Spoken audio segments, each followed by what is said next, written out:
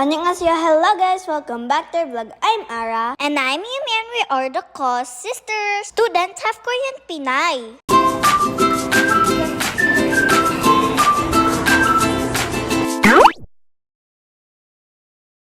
Ayan! It's another day and it's another mini vlog na naman po kami. This time pala ay second day ng sports fest namin dito sa school. And all grade levels are playing here in the soccer field. So they play jumping rope, puzzle, and there's climb the rope at iba pa. Ay, Diyos ko day, kainit. Si ate nag-join ba yan? And fast forward, after sports fest, we prepare for the fashion show kasi nag-join kami ni Yumi. And Tita Joy is helping us para sa costume namin at makeup. Para mga gwapa daw mi. Inigram pa na mo. At nag-start natin yung fashion show. Hala, kagwapa murag si Barbie. They start to pre-kinder to grade school. At yung kinaganda ngayon ay kasama namin yung mga parents. Mommy cannot join because she also have to prepare our costume and makeup. Pak, asa ka dyan? Ang ganda ni ate. Gabog ang costume niya. Ang papamor. Pero nabuslot ang stocking. Guwapa ni Muti. Pero mas guwapa jud ko. After school, dahil nagutom kami, nagyaya pala yung Korean uncle namin na kumain sa labas. We celebrate daw dahil very good daw kami. Kaya he treat us dito sa Korean restaurant. So they eat hangover soup daw.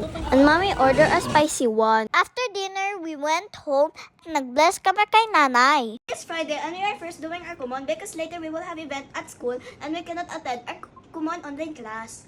Pasensya na kayo kasi yung table ko makalat. Tsaka po yung akin. Because this past few days, busy po kami sa school, ang dami po namin activities. Today is the last day of quiz day activity namin sa school. And we are excited because they will have family feuds. Camp out. And maybe fireworks. And we will bring food at mag-share sa parents, classmates, and friends.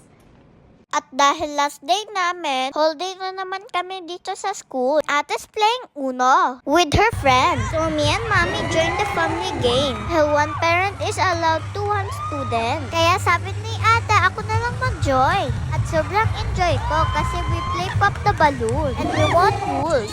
And fast forward, nag-prepare na kami para sa camp out. And all parents go to the soccer field.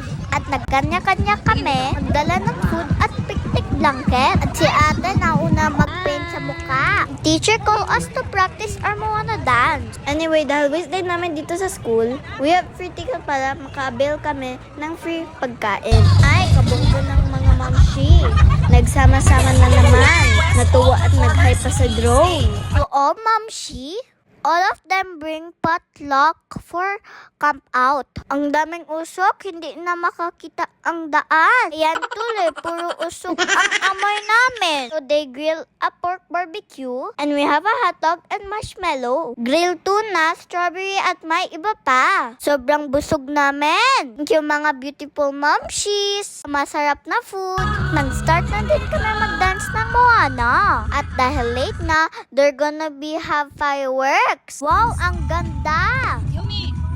Maura, salamat sa pagtanaw. So, di pa po nakapag-follow, please follow the co-sister po. That's all guys. Thank you for watching. See you in our next vlog. Bye!